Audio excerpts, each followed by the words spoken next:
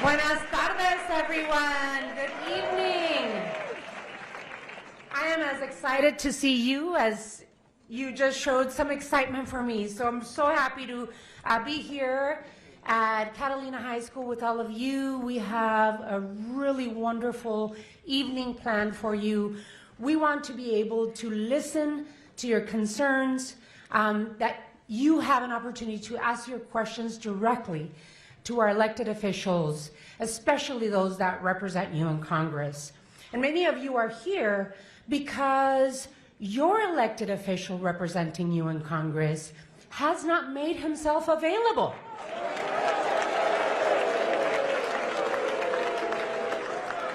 So we all felt that it was important to have Congress people and senators listen to you and take your concerns to Congress. As many of you know, my name is Regina Romero. I'm the mayor of the city of Tucson. I am the proud daughter of Jose Romero and Josefina Arbizu, two hard-working Mexican immigrants who picked the food that fed us for many, many years. Let us begin today by grounding ourselves in acknowledging the history of these lands. So we acknowledge that these lands have been stewarded by the Tohono O'odham since time immemorial, and the Pascua Yaqui people who have lived in the Sonoran Desert for thousands of years.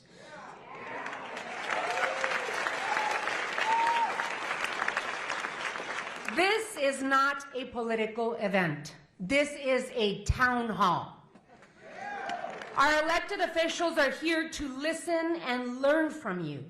Now more than ever, it is important to come together to share our stories and experience with our elected officials, and for them to be available to hear us and to see us in person. Then we expect that elected official here today will go back to Washington, D.C. with us in mind and in their hearts, so that when it's time to vote, they will vote for what is important to us: good jobs, access to the benefits we have paid for and earned. And frankly, I'm pissed off that in southern Arizona today, people are living in fear. People are living in fear of ICE, in fear of tariffs, fear of losing our pensions and 401ks, fear of even more restrictions to our fundamental right to abortion and reproductive health care, fear of losing our right to vote, and fear of losing our VA and Medicare. Frankly, we deserve more. In the past few weeks, Tucson has hosted the Fighting Oligarchy Tour, and thousands more have been protesting at Tesla, at Representative Siscomani's office, and at the Hands Off rally. We are showing up and demanding that our voices be heard. We are finding that all around the country, the majority of Americans feel outraged by what Trump and his cronies are doing to our country. Representative Siscomani claims to protect Medicaid, but he has voted in favor of budgets that would slash it by nearly $1 trillion over the next 10 years. All to protect tax breaks for billionaires like Elon Musk. Representative Siscomani is a proud member of the Congressional Doge Caucus, whose job is to oversee Musk's Department of Government Efficiency. Rather than providing oversight, Siscomani is a rubber stamp for the unelected Musk and his agenda that is destructive to the core foundations of our economy and our democracy. So now that I got that out, it is my pleasure to introduce to you one of our Arizona representatives charged with the responsibility to fight for all of us. My friend, Congressman Greg Stanton. As a member of the House Transportation and Infrastructure Committee, the Foreign Affairs Committee, and the Select Committee on Strategic Competition between the U.S. and CPP, Congressman Greg Stanton is leading the charge on fighting back against Donald Trump's executive overreach and holding Republicans accountable.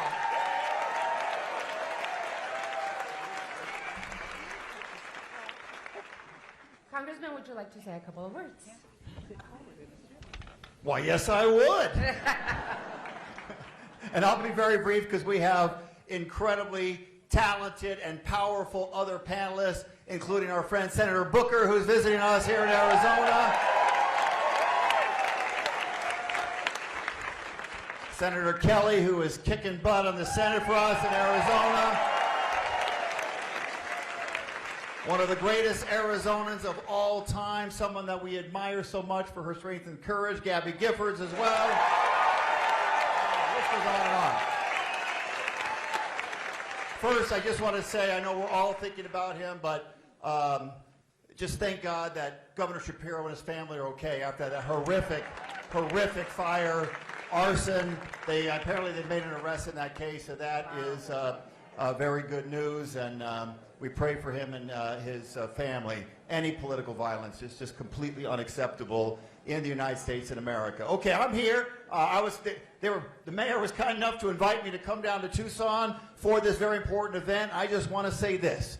Too many of our Republican members of Congress are motivated by one thing: fear of Donald Trump. And we are here together to send a message. We might want to change that political calculus. Instead of acting in fear of Donald Trump, you might want to be in fear of the people you represent, who have a very different view of what you should be doing. So when you vote on a congressional resolution, which we did just last week in Congress, a vote that will require 500,000 of our fellow Americans to be taken off of Medicaid, a vote that will take tens of thousands of your fellow citizens here in AZ06 off of SNAP benefits, a vote that will end the clean energy tax credit program in the United States that we voted for in a bipartisan way. You only do that if you're afraid of Donald Trump and afraid of him getting someone to primary you. That's not a vote you take if you're concerned about the people of your district. That's a very different political calculus. And you don't stay silent when this president and Elon Musk are trying to fire veterans, tens of thousands of veterans who work for the federal government, particularly in the VA.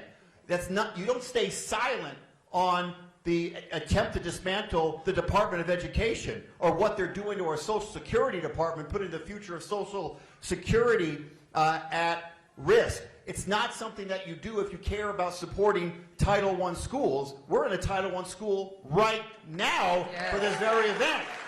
If you want to fight for those Title I schools.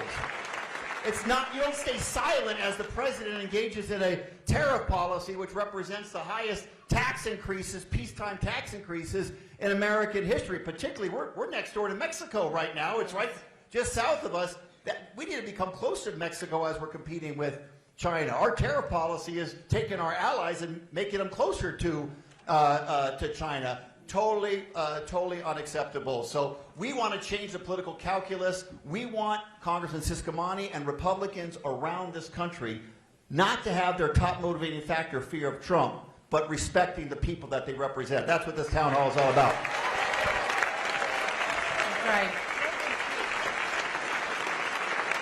Thank you, Congressman Stanton. And what I'll be doing is I'll be introducing most of the speakers.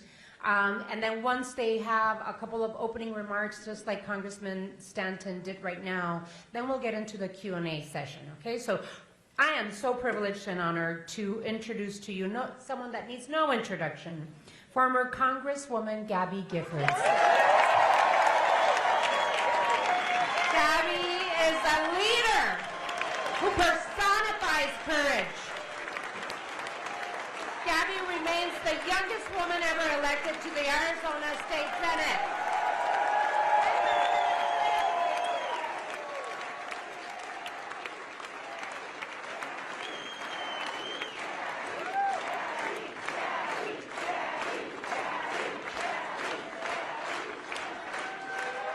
Thank you.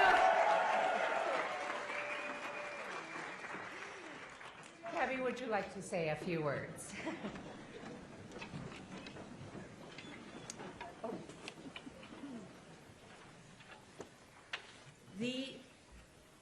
I've known the darkest of days, days of pain and uncertain recovery.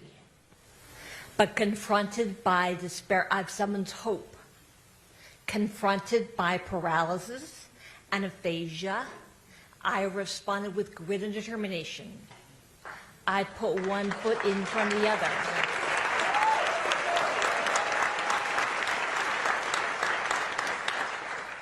These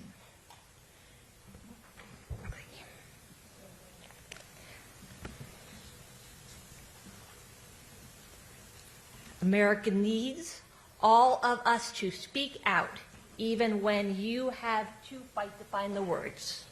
I'm also in a second fight, the fight to stop gun violence.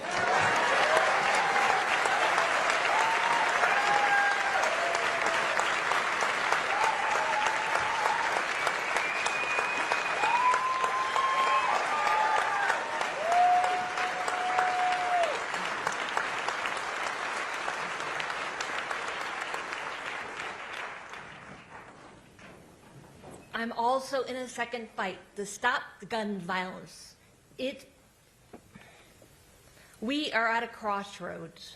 We let the shooting continue, or we can act.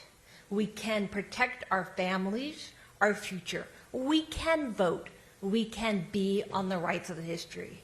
Please join us in this fight. Thank you very much. Thank you.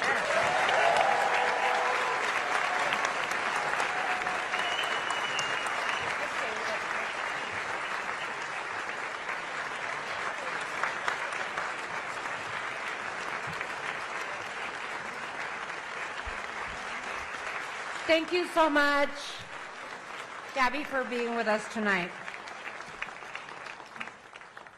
And our local elected official, it's my honor and pleasure to introduce to you someone that you all know, Pima County Attorney Laura Conover.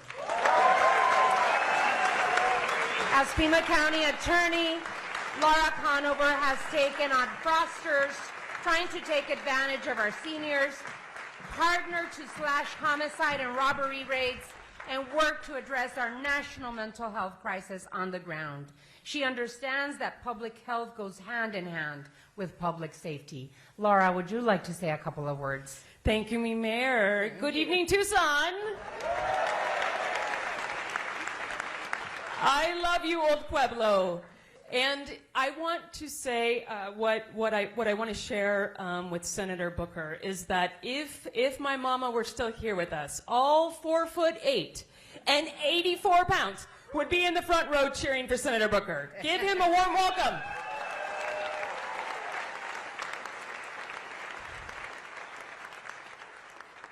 We're so excited to have him here with us so that he can hear from you, right? You are what is important tonight. You are getting the opportunity to ask questions of your government officials, right? In person, unfiltered, and answering right back to you, because that's the courage and bravery that's required if you run for office.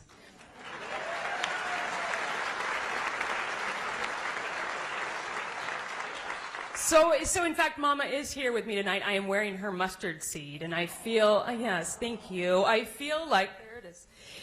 I feel like it's Passover and it's Palm Sunday, and it's a moment in time to recognize that story, that even the mightiest oak was once just a tiny seed, and even one voice becomes so many voices, and then Congress and the Senate and eventually the feds are going to have to listen to you. Mm-hmm.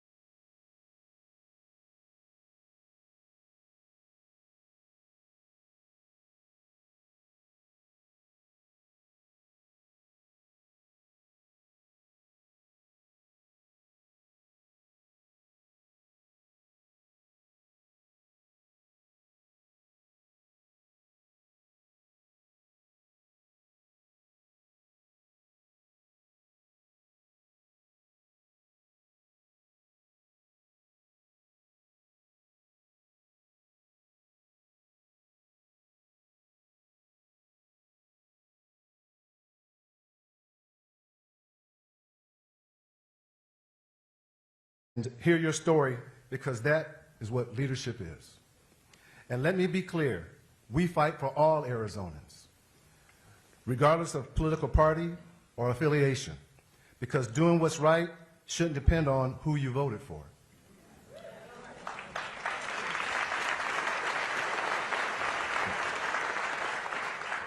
Now contrast that with Juan Ciscomani.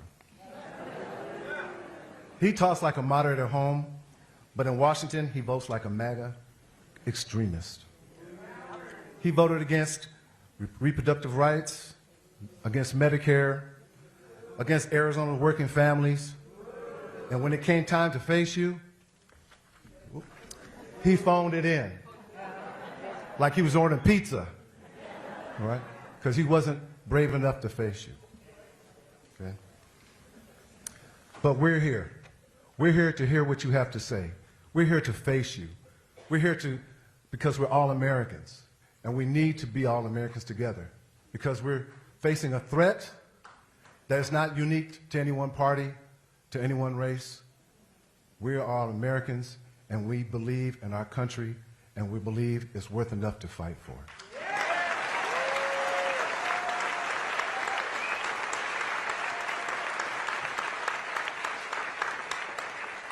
Because the future doesn't belong to the loudest extremists, it belongs to the people. The ones who show up, speak up, and stand together. Tonight our voices will fill this room, but tomorrow they'll echo through every canyon, every valley, every voting booth across southern Arizona.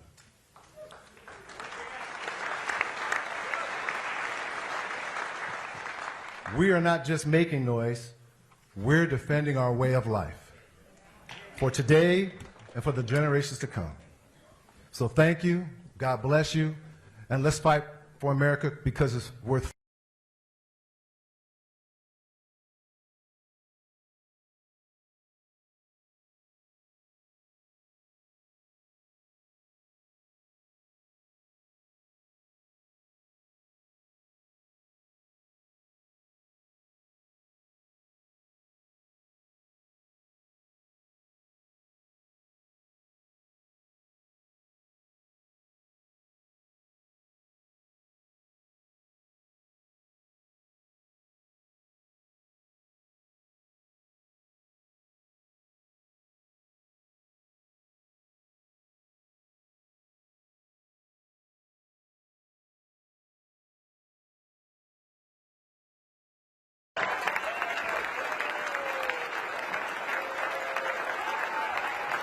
Thank you, Robert. Hello, Tucson.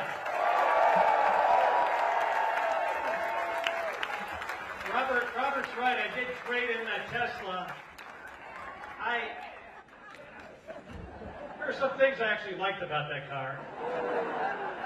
It was fast like a rocket ship. But after Elon, called me a traitor, I couldn't drive that thing anymore. But let me also say, I also had to trade in my rocket ship for this job. And I gotta say, I really love this job. I love representing all of you. And it's great to be here with so many Tucsonians. Especially this Tucsonian, Gabby Gibbons. This is Gabby's district. Gabby was born in a hospital not half a mile from here.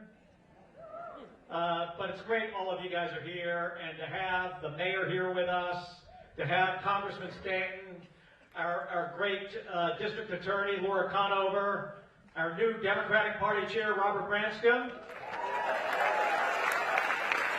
and then my great friend and colleague, Cory Booker, who came a long way to be here with all of you.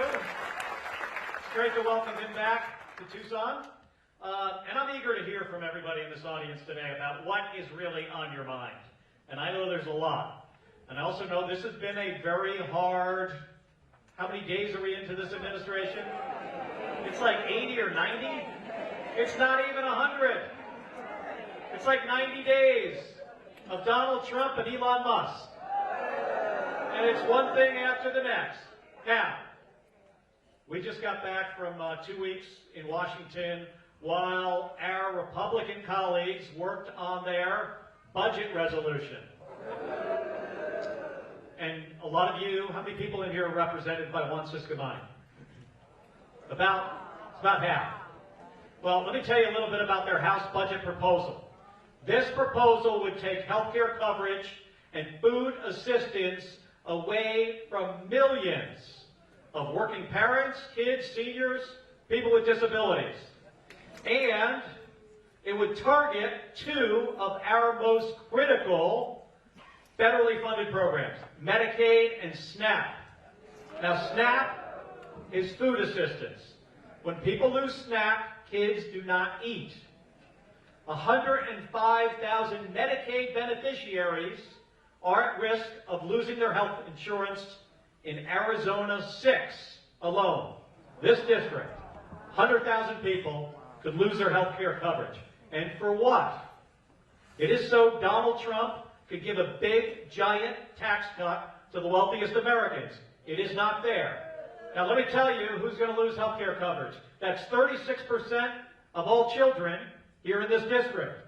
It's 46% of moms who just gave birth and their newborn babies.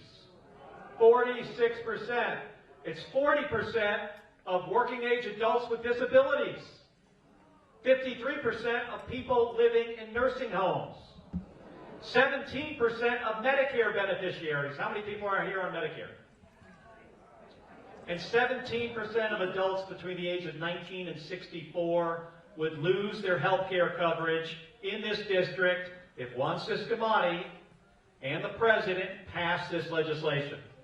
So, obviously, Senator Booker, Congressman Stanton and I are really, really concerned about this.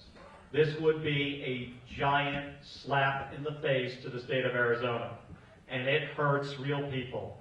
There was a mom in Phoenix last week whose kids are on Medicaid. She adopted kids out of foster care. And when you adopt kids out of foster care, they are on Medicaid for their health insurance. And she told myself and Senator Ruben Gallego that it is like the Republicans are burning down my house and the kids are still inside. That's how she felt. So what can we do about it? Well, we can fight. We can fight back, and we can all collectively understand that elections matter. So I want to first thank you for being here. It is really important that you meet directly with us and tell all of us how you feel about these things. Now, just know that Congressman Stanton and Senator Booker and I have been fighting every bit of the way through this. It has not been easy. And by the way, Donald Trump's bad plans extend beyond just Medicaid and SNAP and possibly Social Security. It extends to our position in the world as a leader of the free world. Supporting our allies like Ukraine against our adversaries like Russia. I met with Zelensky just before that awful meeting in the Oval Office where Donald Trump seemingly switched sides on us. He switched sides in a conflict. I got to tell you, if we do not stand with Ukraine and our other European allies, we will be less safe.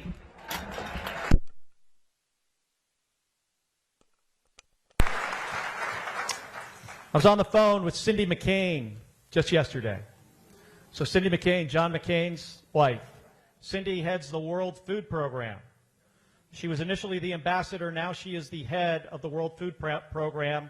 And this administration cut their budget significantly.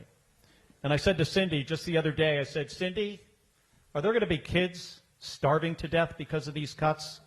She said, Mark, it is going to be thousands of children will starve to death, if not tens of thousands of children in places like Sudan and Yemen and Afghanistan are going to starve to death because this administration is trying to save some money, a little bit of money, so their tax cut for billionaires doesn't look as bad.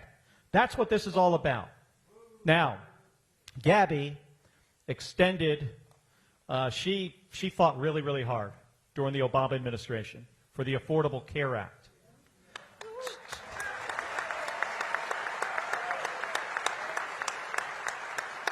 And the Affordable Care Act brought down the cost of health care for so many folks living in our state significantly, so they finally could afford health care. And remember what happened in the first Trump administration? Remember what Donald Trump tried to do? He tried to end the Affordable Care Act. And you know who stopped that from happening? The guy whose Senate seat I now sit in, John McCain's Senate seat.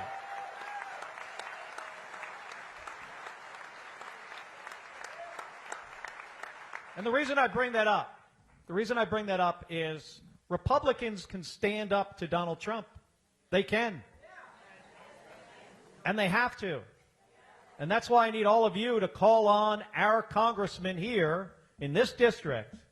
Now, Gabby and I were represented. We live on the other side of the line. And we're in Raul Grijalva's district, who was such a great public servant. And he will be missed. But we can stop this. And I am really excited to have somebody here who's going to talk to you a little bit about how we organize people to stop bad policy from this administration.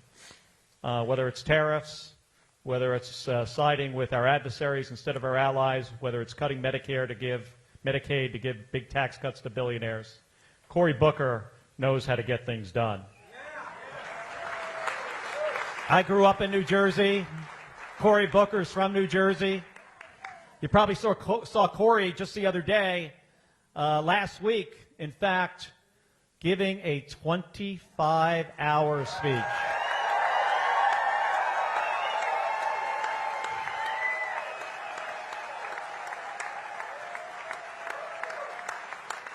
Now, as an astronaut, one of our challenges is you get in a pressure suit hours and hours before you climb into the rocket ship, and then you're going to be sitting in your seat in the rocket ship on your back, and your kidneys are working overtime. And you got to figure out a way how you're going to manage all this, because you're going to be in this suit for like 10 hours, not 25 hours. So he came to me for a little advice.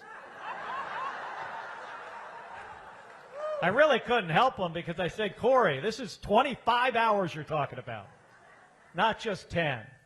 But I tell you, for him to break Strom Thurmond's record,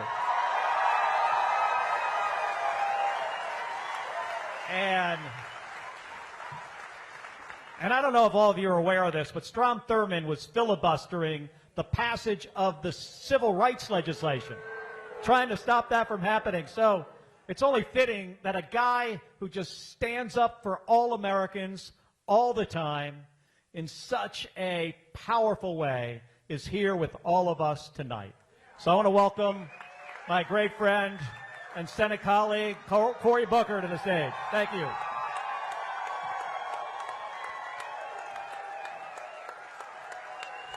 Hello, Tucson. All right. Woo! Thank you. Thank you. Look.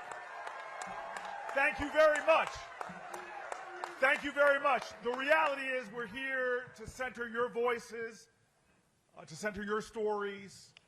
I was taught as a young man, my parents made it very clear to me that you got to stand up, even if your legs shake, you got to stand up and speak even though your voice breaks.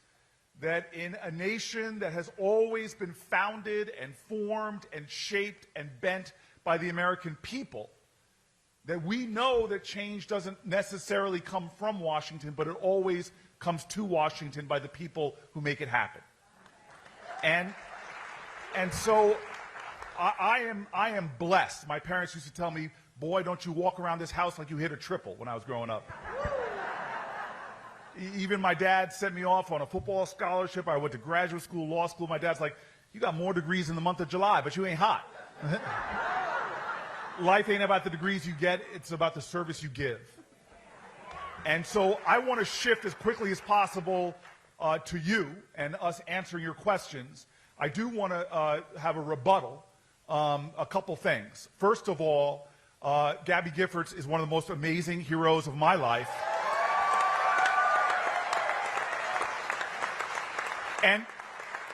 And had I known years back that she was in the market for a bald guy from Jersey, I would have stepped up. I would have stepped up. You know, come on. She did not advertise well. She didn't cast a broad net. She took the first Jersey boy that came over. I know, yeah, he is a good one. He's aight, as they say in Jersey. He's aight. But let me tell you something about Brother Kelly. I know he's from Jersey, but if you cut him, he bleeds Arizona. And the reality is he knows how angry I am because every time I walk through Newark Airport, this is not a joke, there's this big poster of him because I am New Jersey's senator, but he is in the New Jersey Hall of Fame. He's one of our heroes as he is one of yours. So I'm grateful to be here. The congressman and I wore the same shoes because I know how hardworking this guy is. I feel blessed by him and his partnership and his friendship. He blew me away that during those 25 hours, he came over to the floor of the United States Senate to stand there with me and to carry me through. And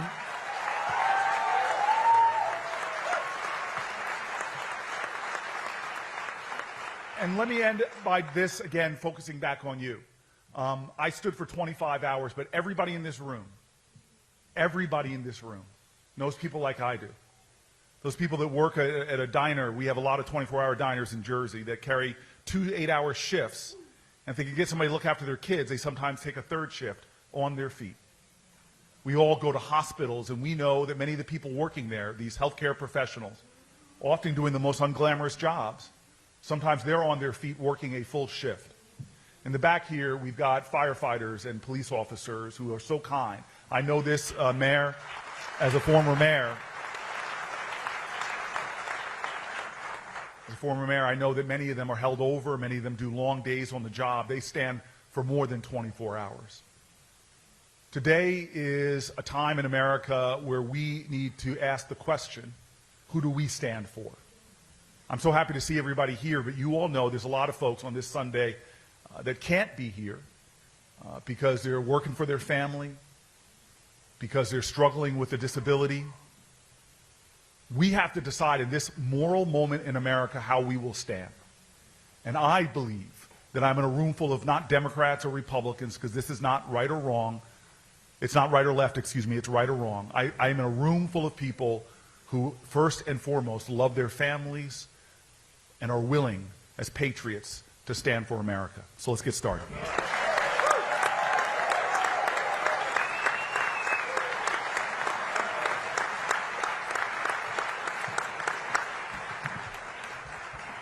Alrighty, I'm not that tall. Welcome to Tucson, Senator Booker. We're so happy to have you here with us.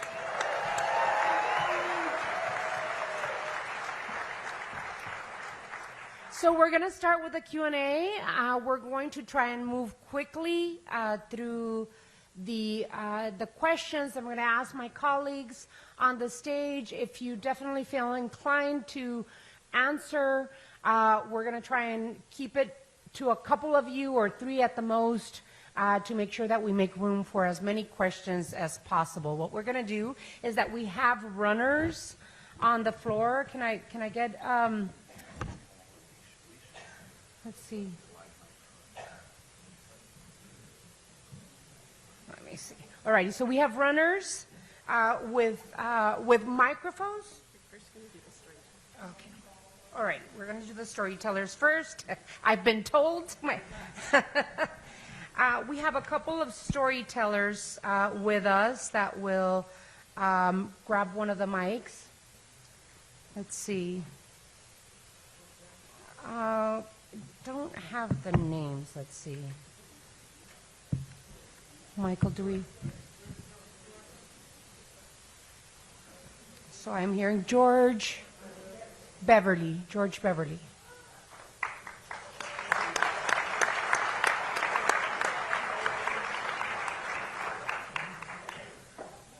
Alrighty, we're going to get the mic to you, George.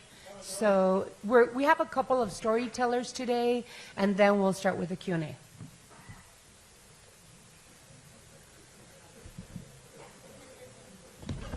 That literally is a Mike runner. He did quite a sprint over there.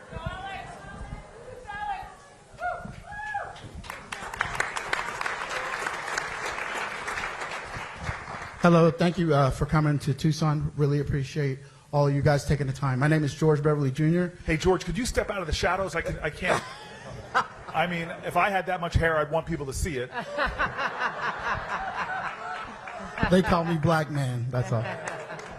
No, my name is George Beverly Jr. I'm a medically retired veteran, 17 and a half years in the military.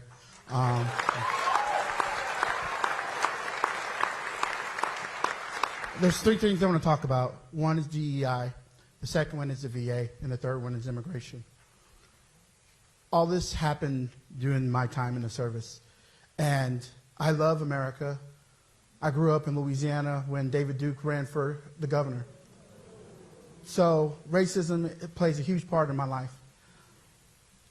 The military was great, but as a veteran, it's not so great. I live in silence. I suffer in silence. It takes me every fiber of my being to get out of my house. I was in an IED explosion. I lost 7 soldiers. I almost died. April 29th, 2004. We were the first unit to get extended. And why am I saying that? I'm saying that because I have a TBI, I have PTSD. Not only do I have military trauma, but I have racial trauma. So if I go to the VA, a white doctor won't understand the pain that I'm going through. How do I know this? Because Donald Trump is telling them that DEI is just a figment of people's imagination. But color matters. Your culture matters. It is who you are.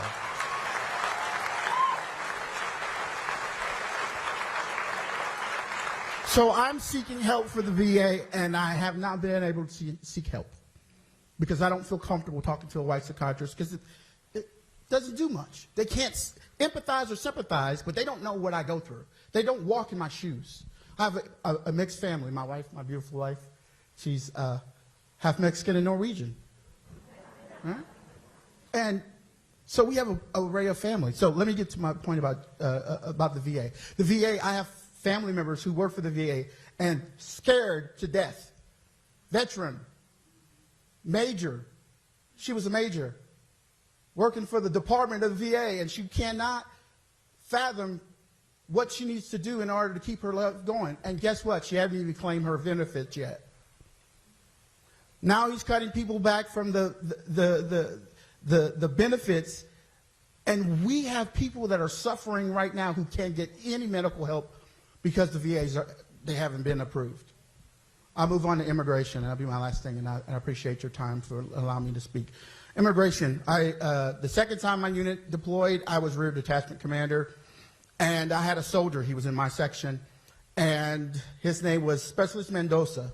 And a lot of people may not know this, but if you are a green card holder or a permanent resident, you can join the military and gain your citizenship.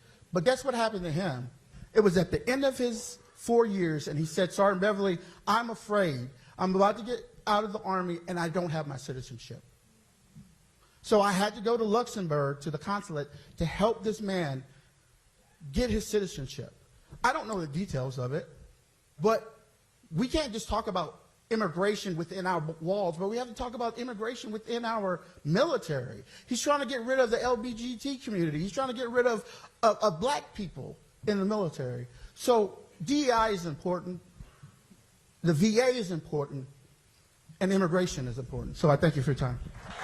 So I just consulted, stay right there because I just consulted with my senator colleague. I'm going to take the DEI question. He's going to take one, and the congressman's going to take one of the others, VA and immigration, okay? So I'm going to go really quickly because my goal with the three of them is to be really a good answer, but also a short answer so we can get to other questions. Let me just say this really quick. Diversity, equity, and inclusion. I never thought in my life I would be arguing about those three words being important American values. And never did I think that I would see a nation where a president would on one hand brag about merit and then hire some of the most unqualified people that have ever held the offices that are there. Often, as we've seen in the military, firing people that are diverse. So I want to be very clear with you.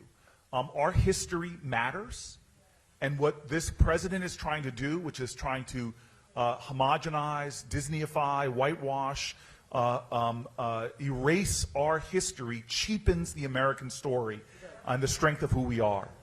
We have a great history in our country, not despite all the wretchedness and discrimination. We have a great history because we've overcome that and have done such a strong job in doing it. And so to take people like Jackie Robinson off of the military's website is such an insult to all Americans, to our history, and weakens and undermines who we are. So I want you to know that this is what we stand for. This is what we fight for. And when it comes to having the kind of mental health care that you deserve, having somebody that is culturally appropriate, that understands that, is something that the psychological profession knows and understands clearly. What you're asking for is not outrageous. And so I am grateful to tell you right now, we must reclaim our history from those who want to try to erase it. We must stop people that are banning books from libraries, that are changing our history, and that are undermining the truth of America. Is that we are a phenomenal team, and we need to make sure that we bring more of the great team America onto the field to participate, play, so that we can put points on the board for our country. George, I just want to make sure you reach out to my office. Chloe over here is going to get you some contact info to see if we can help you. I've got somebody in my office that can help with Veterans Affairs issues, including your VA health care. She'll come around. She'll give you some contact info to reach out to. And I would say about your friend in the military, this is a problem. This administration has deported service members, folks who had served this country, and now they've been kicked out of our country. It's wrong, and we're fighting back.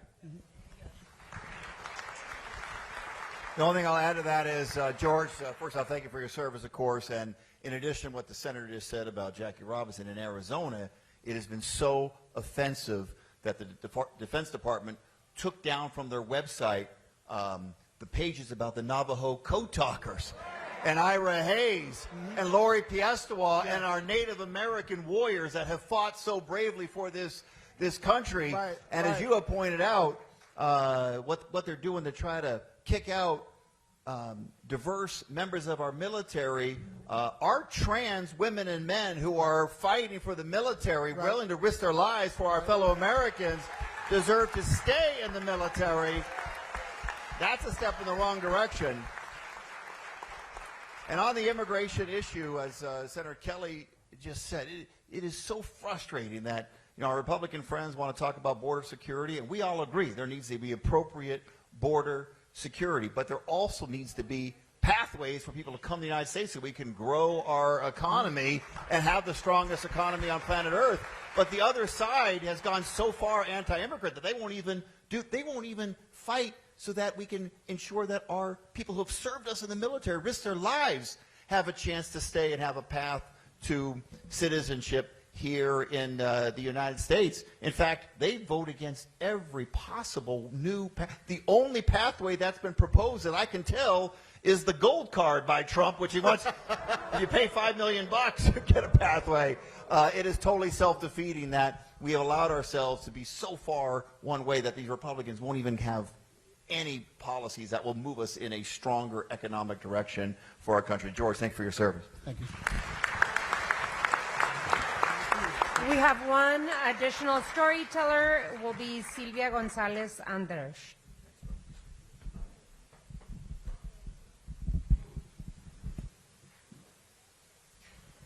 Hello, thank you for being here and hearing our concerns, since Siscomani won't give us the time of day. I was born to hard-working immigrant parents.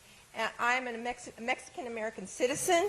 I joined the United States Air Force at the age of 18, and I was one of the first groups of women to actually have to do a man's job. To prove that we could do a man's job, I had to carry a 50-pound toolbox across the flight line to prove that I could still do a man's job. So, and there was lots of other things like that. You know, after my active duty, I worked in 5 VA hospitals taking care of the patients that came back to us after the wreckage of war. And we were always critically understaffed, but we did the best we could with what we had. And we took care of our veterans. While I was doing that in 5 different VA hospitals, I was a military spouse for another 20 years. So veterans like me were promised care, and the attacks on these programs are a betrayal to our service.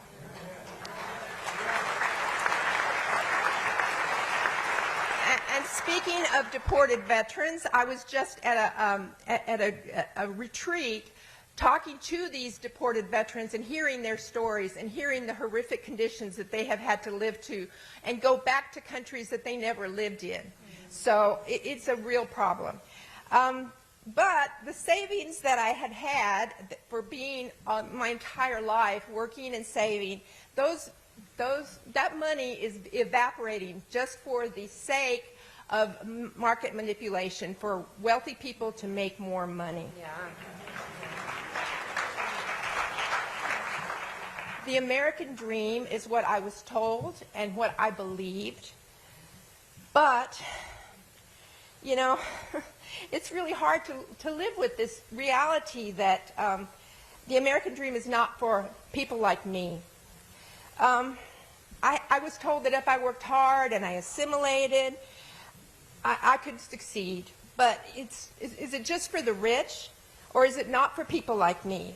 A minority, a woman, a veteran, a senior, and now a cancer patient.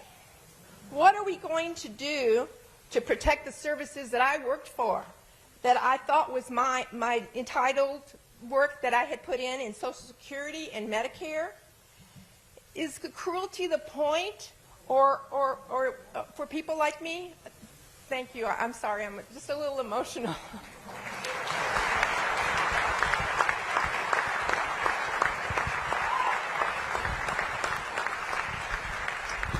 Ma'am, and what was your name again? Sylvia. Sylvia, thank you. Thank you for your story. Thank you for your service in the United States Air Force. I was in the Navy, but we like the Air Force too. I think the American dream was supposed to be for everybody. I think unfortunately with this administration and many of the Republicans in the United States Congress, it's become more about how do you reward donors that donated to their campaigns, folks with a lot of money, folks like Elon Musk and other billionaires who support so many members who have been elected to the United States Congress, to the House and the Senate. So it has become more about the wealthy and less about regular folks. But we can beat them. Don't be defeatist about this. Don't give up. Because the reality of the situation is there are more of us than there are of them. Now, we just got to convince some of our fellow Americans who have been voting for them that it's not in their best interest to do that. It just isn't. And when you have an administration that is looking out for the wealthiest and not folks that are working so hard every single day to put food on the table and pay their rent, that's not a path for success for our country. It's not sustainable. We need a country where where people can, have one job, not have to work like Cory talked about, 2 shifts in a 24-hour diner. So thank you for being here. This really does matter, and it makes a difference. And when we do this the next time, I know we cut it off when people were trying to sign up for this, but if we get a bigger venue and a bigger venue after that, by the time we get to the next election, we can win this seat here in this district. And we can win races up and down the ballot. Thank you so much for your stories. Really appreciated, Sylvia and George. we selected some questions so that we can start it off, and then we'll open it up if possible. We did see one question. We're going to start with this question. It doesn't have a name, but we felt that this question could be responded to or answered by former Congresswoman Gabby Giffords. And the question is this: gun violence is the #1 killer of children in the U.S. When will Congress stand up for our children and enact common sense gun laws?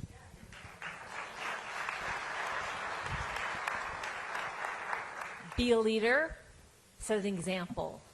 Be passionate, be courageous, be your best. Absolutely. Thank you, Gabby. The first question is from Kathy Freeman. Kathy Freeman.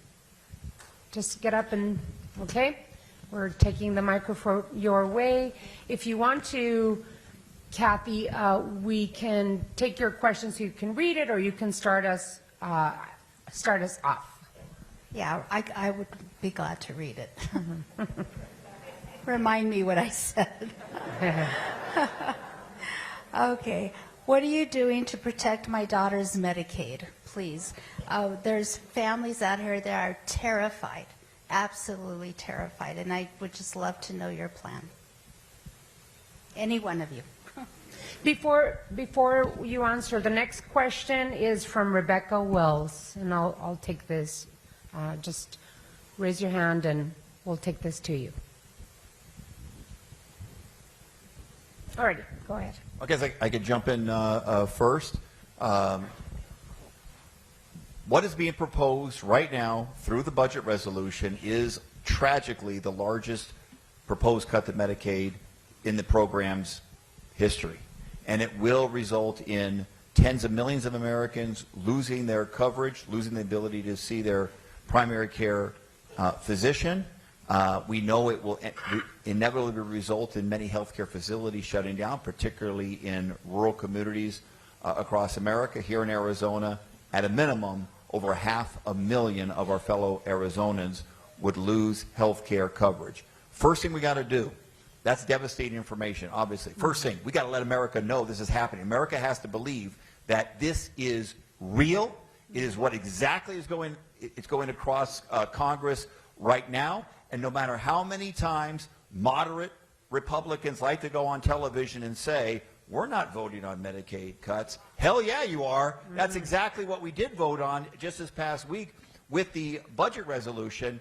And as I mentioned, it's so clear. In order to get the extreme right-wingers to vote for the budget resolution, there was a specific memo from the White House committing that there was going to be these massive Medicaid cuts. We have to make this real for the American people. And members of Congress, including the representative from this very area, need to understand that if they vote to cut off health care for over 100,000 Arizona 06 residents, you ain't winning your next election. You're going down. And we know that because I got elected in the class of 2018, where we were the majority makers. And the #1 reason that I was elected, and over 40 of my colleagues were elected to give us a large majority at the time, is because we fought for the program that Gabby Giffords risked her political career for, and that was the Affordable Care Act, Obamacare. That was the #1 issue. So this ain't hypothetical. So they need to be more afraid of the people of the district knowing that if they lose their health care, you're going down, rather than threats and bullying from Donald Trump. We need to change that political calculation. And when we do, not if we do, when we do, these Republicans are going to get a backbone and stand up to Trump and protect this most important health care program.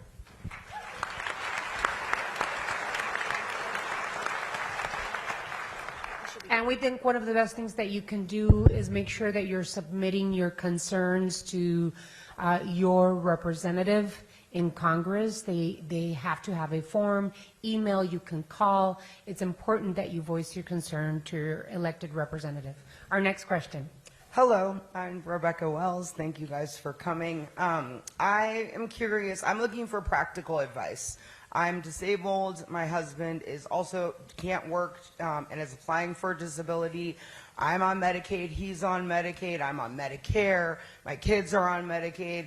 What should we be doing? What can we do besides, I mean, I waited in line to come here today. We saw AOC and Bernie when they came. We don't have money to make our money work for us, but what can we be doing to help?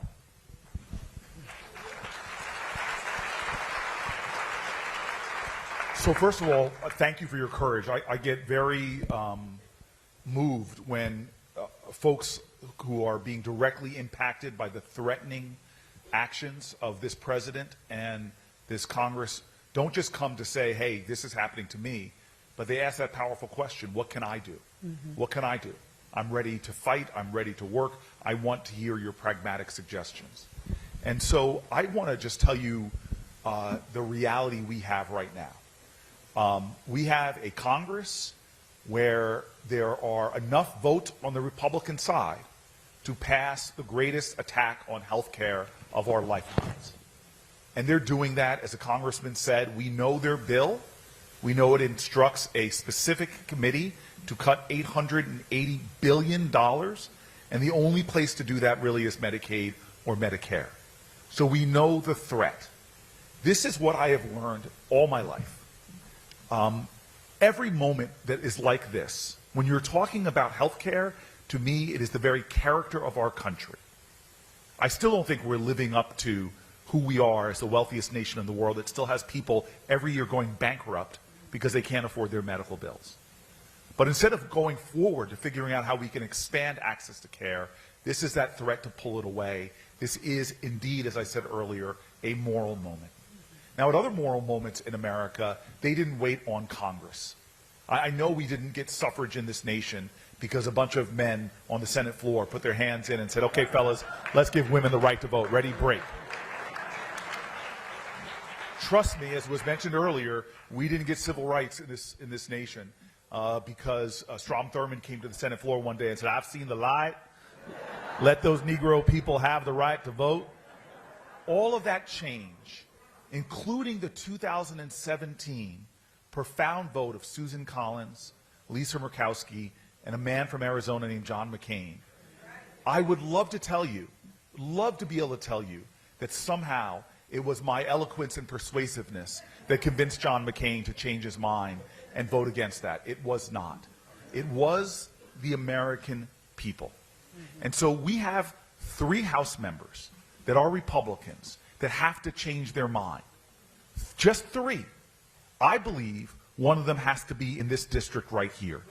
That either he changes his mind or this district changes Congress people. It's as simple as that. I am not for a partisan call. I'm for a moral one. Who will step up like John McCain and do the right thing? On the Senate side, it's 4 senators.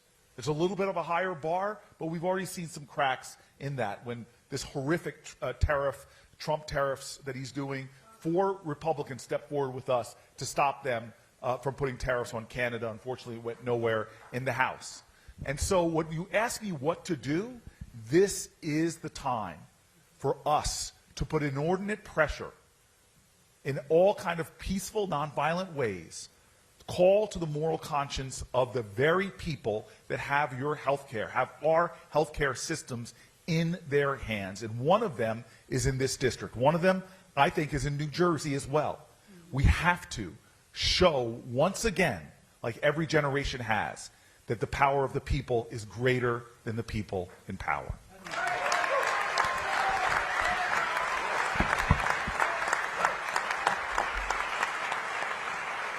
I'm going to read 2 names, and then we'll get our runners. Susan Burkhart. Susan, raise your hand. Here she is. And then the next person that will ask a question is Ramona Hensrud.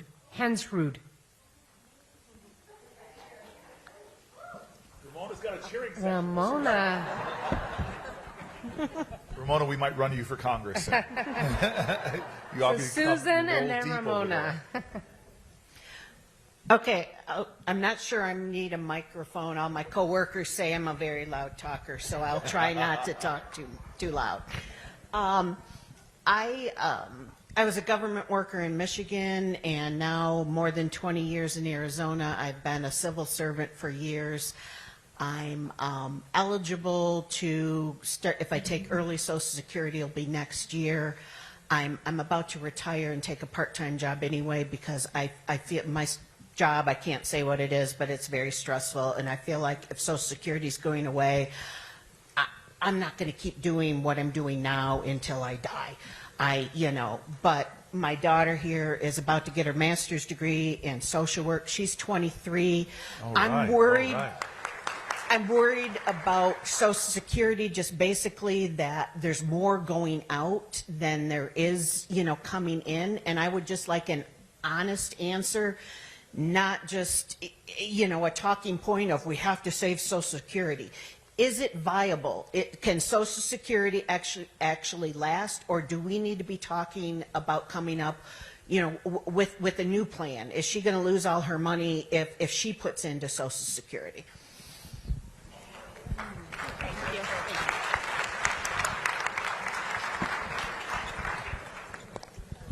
During COVID, I delivered Meals on Wheels, and I met so many seniors that rely on those meals and just Social Security as their only source of income in retirement.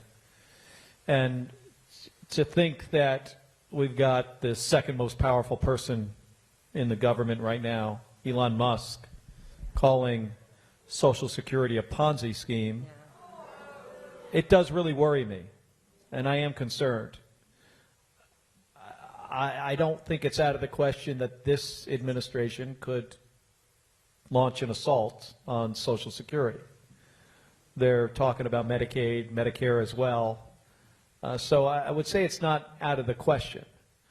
But I do know this, that historically the wealthiest members of our society, the richest Americans, used to pay a lot more in taxes than they do now. If we had a tax system where the billionaires paid more in income tax, we could make programs like Social Security solvent for the long term. Now, you want an honest answer. We've got issues with, I'm a baby boomer. Are you a baby boomer? I'm the last year of the baby boom generation. I'm probably the only one on the, no, okay. Robert, too. I was going to say I'm the only one on the stage, but there's two of us. We're the last year of the baby boom. And so there's a bump in that where the accounting gets kind of challenging.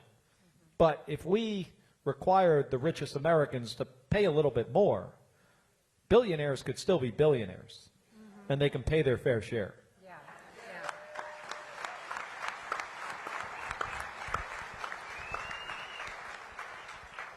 And I just want to add one thing, and that is there's a discussion about whether Social Security may be cut. Let me say something.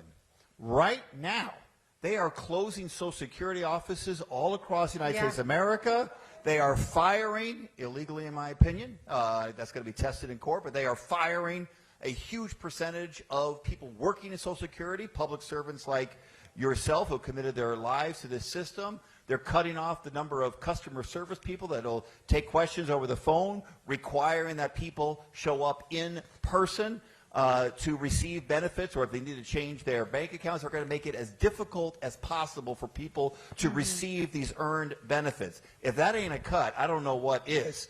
We are already facing cuts of Social Security, and that is a huge part of what this fight is all about. And for public service workers like yourself, I'll tell you something with this guy Trump. He thinks he's a king. He thinks that he can hire or fire anyone in the executive branch anytime for any reason, even if they're part of a collective bargaining agreement, which is a contract, or no matter what civil service protections they have. He is dead wrong about that.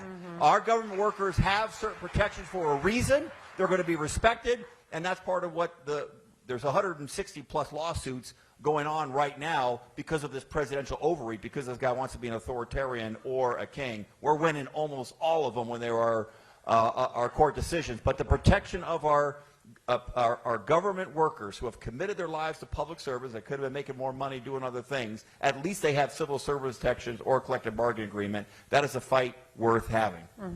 And, pardon me, I want to add that given Congressman Stanton's comments there, we are already getting reports that checks are arriving late. That's really critical evidence when we're going into court. The Attorney General's office has a form. The Pima County Attorney's office has a form. If your checks are arriving late, we need you to report that in, and then that's likely to go into litigation later.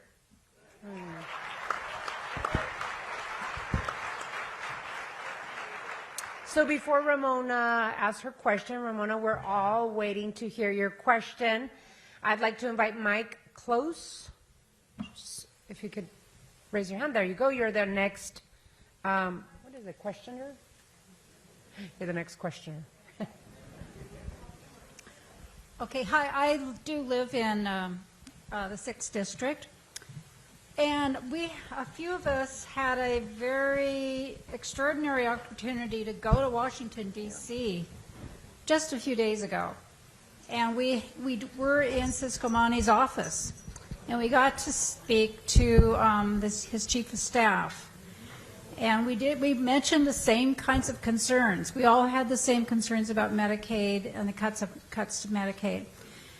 The answer that I thought was unbelievable, and I didn't really have a chance to follow up, was they pretty much said, well, if anybody does lose their benefits, they can call our district office, and we'll see what we can do to work it out with them. That's what they're telling us. We went all the way to Washington, D.C., and that's the kind of answer we get, which was totally ridiculous. So my question, which you've already addressed, is how can we change Siscomani's vote on Medicare or Medicaid, and what's the deadline here? When is this, you think, is going to be voted on? Ramona, well, thank you for going to Washington. It really does matter.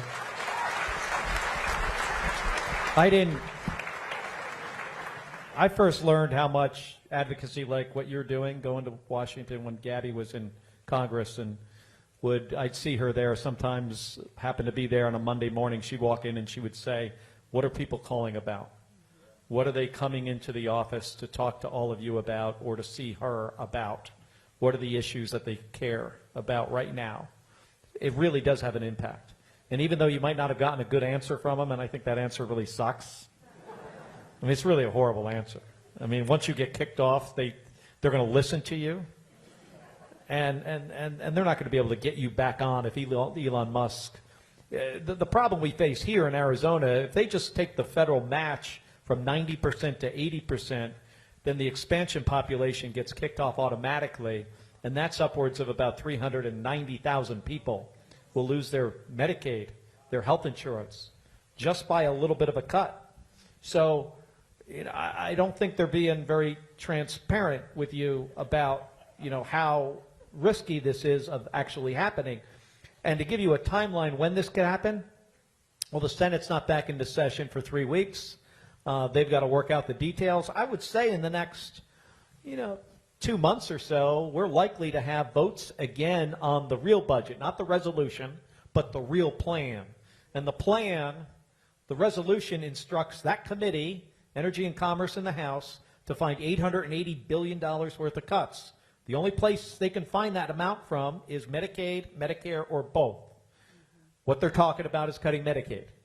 So they plan to do this. Now, I think Congressman Siscomani is saying, well, we haven't done it yet, or we don't really plan to do this. They're kicking the can down the road here as long as they possibly can until they take the vote. And then what they're going to tell you after they take the vote is we're just cutting waste. Well, 400,000 people in Arizona that were part of the expansion population are not waste. They're real people. They're that little kid I mentioned who is in that house, and her mom says they're burning it down. Those are the real people. So keep coming. Put them on the spot. Show up. Show up at events. Get involved. Ramona, I just want to use this as a moment to pull the aperture back even further. I'm one of these people in America that thinks we've gotten to too deep of a tribalism in our country, where we don't listen to each other, we don't talk to each other. I'm proud to serve with your congressperson. If you look on the Senate floor and you want to see where Mark Kelly stands, you'll see him on our side. He and I sit in the back row, but you'll also see him on the other side of the floor engaging with people. Unless we talk to people, unless we understand each other's shared humanity, unless we understand our common cause, we're never going to be able to build a great America. So I want to say that to let you know that this isn't coming from some reflexive, tribalistic, partisan view of mine. I'm really one of these people that knows no side has a monopoly on the truth, that we, and more than ever, need to put more indivisible back into this one nation under God. Okay. Now, I said I wanted to pull the lens back because our government was designed to be a government of checks and balances. That no branch of the government is dominant over the others, that there's accountability. And the reason why I want to bring that up, Ramona, with your question is because, yes, we are talking about Medicaid and Medicare cuts that are unimaginable, and we need to stop them from doing it. But I want to sound an alarm. We are not in normal times in America. And I say that because the Republicans that are in control of the House and the Senate have abdicated their constitutional responsibilities to check the presidency, to provide oversight for the presidency. We are seeing things that Mark and I, who have relationships on the other side, hear our Republican colleagues willing to talk to us in private circles about how utterly outrageous what Donald Trump is doing. We have not in the Senate had oversight hearings on a tariff plan, and I say plan very loosely. There is no strategy here. There is no science. There's no economic theory. This is a president that's causing chaos, that's caving, then going back. We haven't had one oversight hearing on what is perhaps the most galling national security intelligence break by Signalgate. That is so outrageous that both sides should say we need some accountability here. We need questions answered. Is this the pattern and practice how you've been communicating more than just in this instance? Let me continue. We have the wealthiest man on the planet Earth who has significant investments in the government. His fortune has been made in large part because of government agencies. He was under investigation by multiple government agencies, and he has already gone through and cut the very people that provide the investigations and the accountability, like inspector generals, over him. And we have not called this man in for one hearing in the Senate to ask common sense questions. What are you doing with the private information that you're scraping out of these agencies of the American people? What are you doing with your access when it comes to this? What are your conflicts of interest? I have never witnessed in my life such an assault on the very ideals of our government that our founders wrote about in the Federalist Papers. This is not normal. This is wrong. And so we now have to take it upon ourselves, not just to defend the people when it comes to Medicare, but step back and think to ourselves, how much longer will we let this go on before our democracy moves further and further from us? We are in a crisis. This is not normal, and it will continue until it is met with a demand from the people.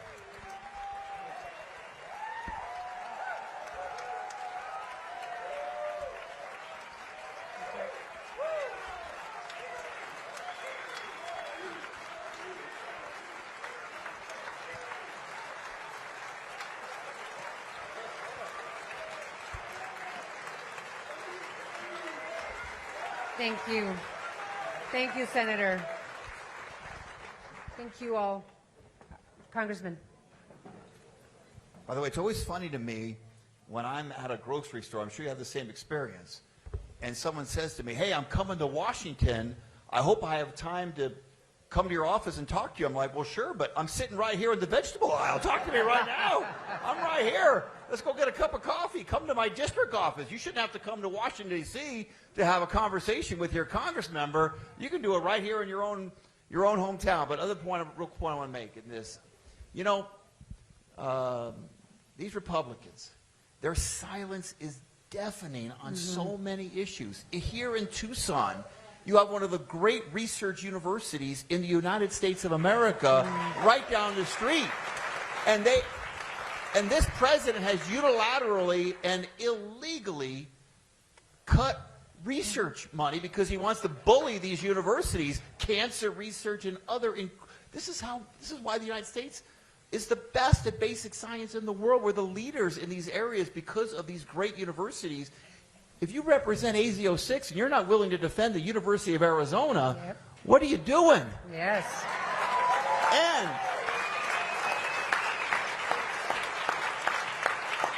And maybe the most vile thing that we have seen from this administration is, you know, the senator mentioned, of course, checks and balances and how we are getting out of balance. And this is not a Republican or Democrat thing, because when he's stealing that power from Congress, he's not stealing it from Democrats. He's stealing it from Republicans. They're in the majority. He's taking their power away too, and they're staying silent. But when there are these lawsuits by these wonderful outside groups, the attorneys general that are doing it, and he loses, instead of doing what you should do if you don't like the decision is appeal, he's threatening to impeach judges. And our Republican colleagues are staying silent on such a vile, anti-democratic act. They need to use not only their votes, although they should be, but one of the things you're blessed with when you were in elected office, you got a bully pulpit. They need to start using that bully pulpit to speak up and challenge this president that wants to be an authoritarian.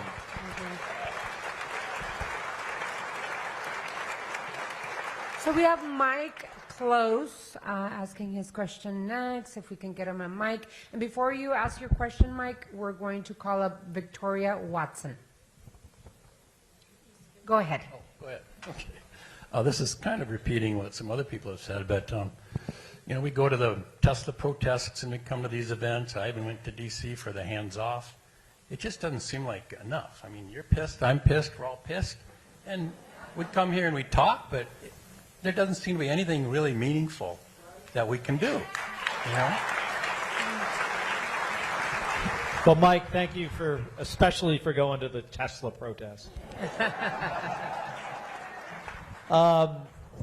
It is very meaningful.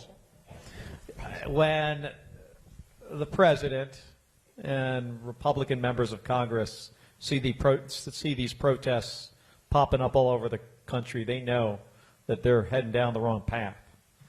And whether it's tariffs or our foreign policy or cuts to Medicaid and Medicare and threats to Social Security, they know that the American people are not happy about this. The big question is, at what point do they feel it's going to affect their electoral success in the next election? I'm not so sure they're there yet.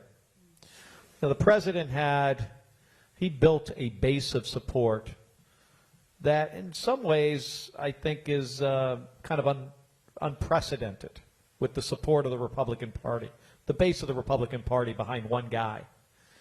But well, let me just say, political gravity is a real thing. I know a little bit about gravity. And political gravity is a real thing. The gravity is going to increase on this guy. He is going to become less popular because his policies are not popular. And as he becomes less popular, as he drops down into the low 40s in approval rating, and then into the 30s, the Republicans in the House and the Senate are going to start to distance themselves from him. And they'll start to speak up, and they will get off the sidelines. So many of them are just sitting on the sidelines. They'll tell Senator Booker and I stuff in private they would never say in public about him. And what you're doing, showing up at these events, has a huge impact. So please don't stop. And talk about these issues. I think it was Susan, or it wasn't Ramona, I think it was Susan was talking about Medicaid. I think it's important for folks to know here that we don't have multiple different healthcare systems in the state of Arizona. There's not a healthcare system for people on Medicaid, and another one for people on Medicare, and another one for private insurance or private payer. It's all the same system, and the foundation of that system in the state of Arizona and in other states is Medicaid. If we kick 400,000 people off of Medicaid, hospitals like TMC, where Gabby was born, and our grandkid was born at TMC, or Banner, they lose a significant amount of revenue. But they don't lose the patients. They just stop getting paid for them. But they have to lay off staff, and they have to cut expenses. And what that will do, it will collapse the rest of the healthcare system. So it doesn't matter if you're on Medicaid or not. You should be against these Medicaid cuts, because regardless of who you are, they're going to affect you. So I can't help but wanting to just say to you, they want you to feel powerless. They want to overwhelm you. They want to make you think that you can't stop this. They want you to make that you think that you are ultimately incapable of stopping their power and their might. But I want to tell you this right now, that we. Excuse me. No, I'm sorry. We'll let you speak if you want to speak. But if you don't sit down, we're going to have to bring you out. You will have to leave, ma'am. Alrighty, we totally understand you. We understand. But you're going to have to leave, ma'am.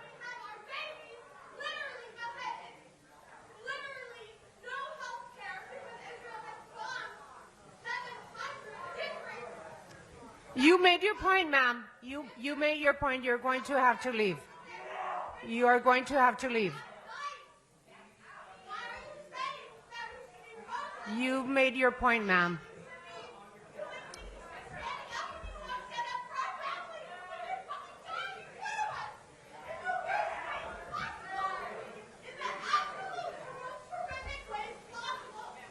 Who's the next speaker? Alrighty, I think it's Victoria. Victoria. So we do care. We do care, and what is happening in the world is horrific, and we absolutely understand. If I may, a couple things. Go ahead, Senator. If I may, a couple things. First of all, I applaud what she did. There are veterans here. There are veterans here that fought for the right for free speech. Yes. Fought for the right to protest. And this is the traditions from which we come. Yes. When did the protesters around the abolitionist movement, were they successful? Mm-hmm. Which one was the one that stopped? But those noble people who stood up and said this is wrong, they eventually together made a difference. In the suffrage movement, in the civil rights movement. I hear their voices. I'm sick and tired of being sick and tired, but she kept fighting. And so I'm telling you right now, I have seen movements come. When we fought against the health care cuts that they wanted to stop, they wanted to tear down the Affordable Care Act affecting 20 million people. It was a slow-growing movement. When he started, the actual approval rating of the Affordable Care Act was underwater. By the time John McCain took that vote, the people spoke up, Republicans, Democrats, Independents, and they had moved it to be so popular and so demanded for by the people that politicians had to respond. Do not let them in any way make you believe that you showing up to forums like this, to forums like we've got to do this more in New Jersey, the Tesla protests, that doesn't matter. Yeah. And I want you to know, just again, the last thing I'll say, Mark has heard this story. There was a white guy on a couch in 1965 watching TV, and he saw these marchers in 1965, in March of 65, trying to get across the Edmund Pettus Bridge.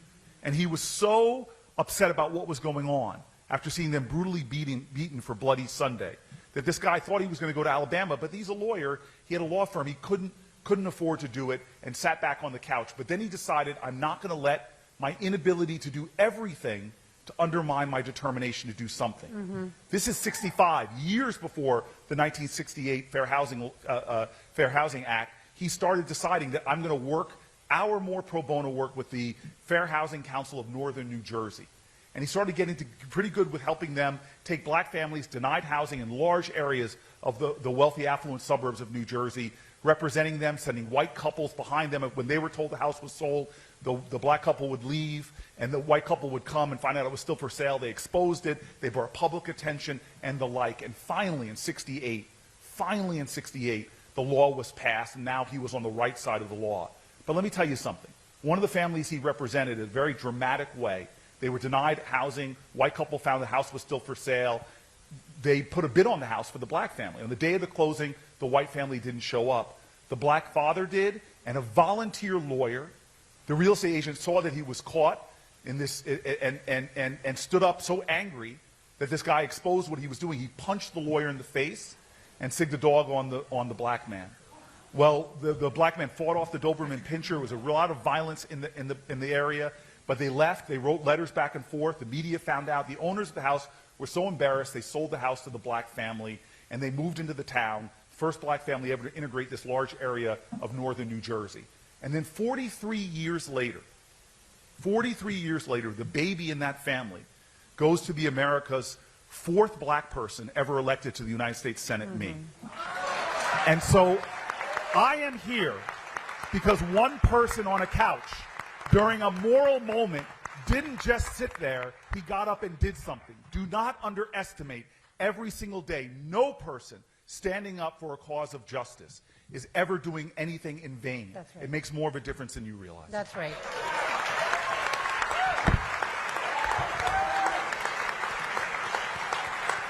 That's right. Thank you, Senator. Victoria, you have a question, but Laura Burkhart will be the last question because then we're going to do a round of closing arguments. So, Laura Burkhart, just raise your hand. If we can find you, we'll take a mic to you. Victoria. Hi, everyone. My name is Victoria Watson. I'm the current secretary at the University of Arizona College of Democrats. We showed up. Thank you. We're a group of young people who advocate and organize for everything wrong going out at the university right now. And right now, our university president is not protecting its students. And my question today is for the leaders in front of me that we consider leaders not only within the state of Arizona or within the Senate or Congress itself, but leaders within your party. Because we are people who look up to you, who actively are organizing. That way you can make sure that people can hear what they're concerned about. So as the future of the Democratic Party, my question is, where do you see it going? How do you see young people getting more involved? How do you see us mobilizing people? Yeah. Thank you. That's a great question. Thank you for that question. The Democratic Party has to recognize that at some point in time we have to pass the torch to the youth. But we also have a responsibility to help show you the way and be able to be flexible enough to change. The American Constitution is a living document. And it's a living document because they knew, the forefathers knew, that as progress came, it needed to be adjusted. And we have to be the same way. My generation, because I had to say I was a baby boomer too, right? Our world is different than from yours now. You know, we have the old cliches that we didn't have call waiting or voicemail or 3 channels, right?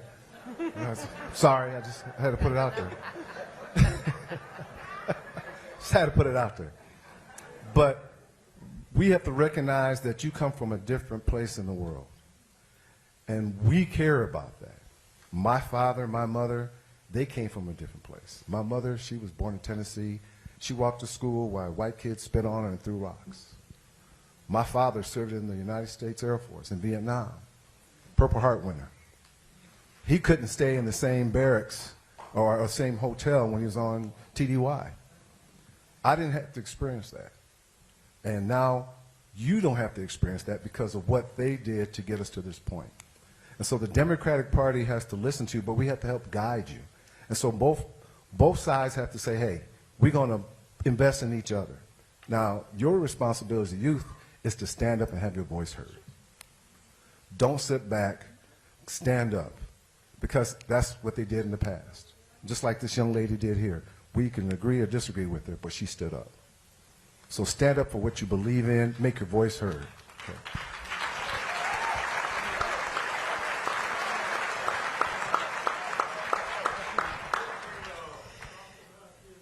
I would say, in my experience in 2020, it was a youth movement, and the U of A played a huge role in what we were looking for in a new form of justice for Pima County. But then it can't just be about the race. It has to be what you do when you walk into office as well. And so I placed someone from Gen Z firmly on my senior leadership team. He was a U of A student, still 20 at the time, Patrick Robles. And I placed him right... And I placed him right on my senior leadership team because if we don't have that voice literally at the highest table of power, then we're missing huge amounts of information that we can't be deaf to. And so I'm so grateful for you to be here. You're more than welcome. You are our partners in the fight ahead of us, and we can't wait to keep partnering with you.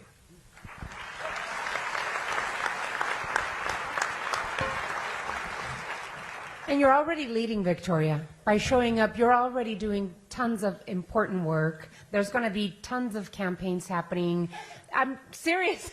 I started as a young person, 20 years old, volunteering for campaigns of people that I felt made a difference.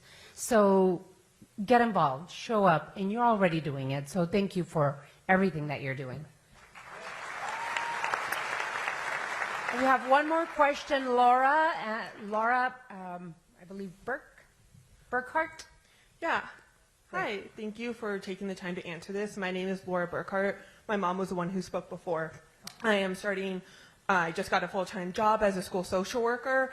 I've been working in Title I schools. I got hired at a Title I school. I work with a lot of kids who,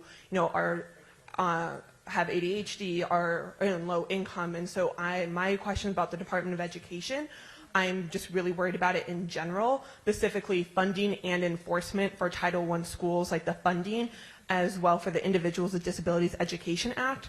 So I just wanted to ask, what is going to happen with the programs, this department, and also, as you guys are currently in Congress, what is something that the three of you can do as people in Congress to help support disabled students and support people from low-income families?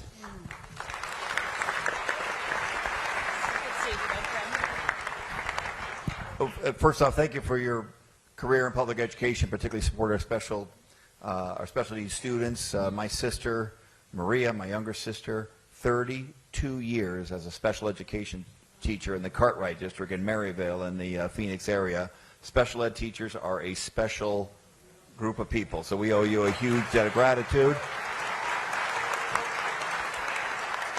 The dismantling of the Department of Education is 100% illegal. The Department of Education was created by Congress. It was not created by this president. The fact that he and Elon Musk say they can unilaterally dismantle it is completely illegal. That's being challenged right now, and it deserves to be challenged. As you know, the main purpose of the Department of Education is to fund Title I schools, the lower income areas, including where we're having this event right now, so the Title I schools mentioned earlier, and that funding is critical to make sure that those students have as much of a chance as anyone to get the top quality education and advance in their lives and careers. Second is, exactly as you mentioned, special education, funding for special education programs, which you know personally just how critical that is for those students and for the entire student body. But you know what else they do in the Department of Education?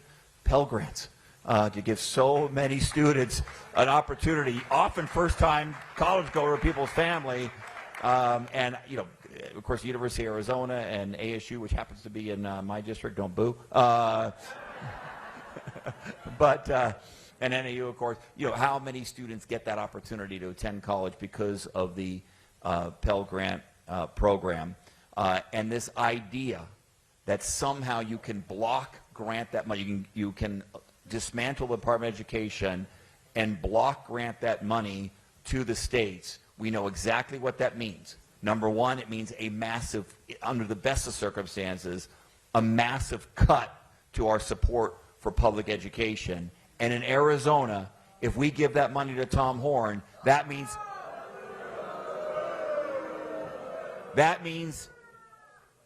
tragically additional voucherization of public education in the state of Arizona.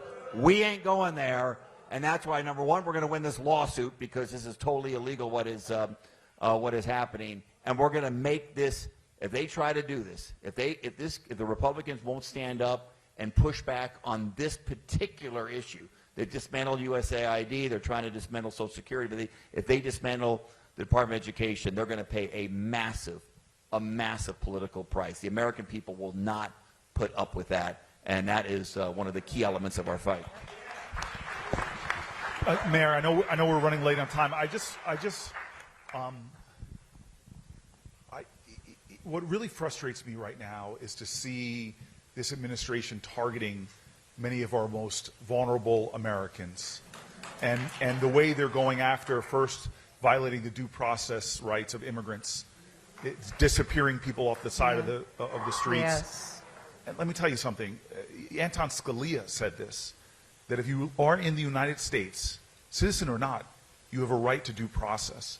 But they think they could attack them because they're marginalized people. Let's attack their rights. They're going after LGBTQ Americans, specifically trans Americans, in the most vile ways, whipping up issues. There are more children right now sick with the measles in Texas than there are trans kids in the NCAA trying to play sports. It is such a vilification to focus again on a vulnerable population. Yeah. And then they're targeting the supports that we have as a society for our incredible, beautiful children with disabilities.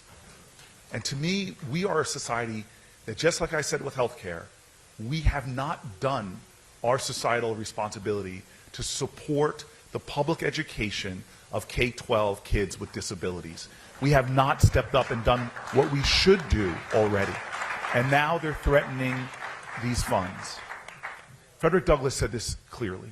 To me, this is callous and cruel, and it also marks more of tyrannical societies than democratic ones that understand the importance of being there for all Americans, understanding that we're all in this together.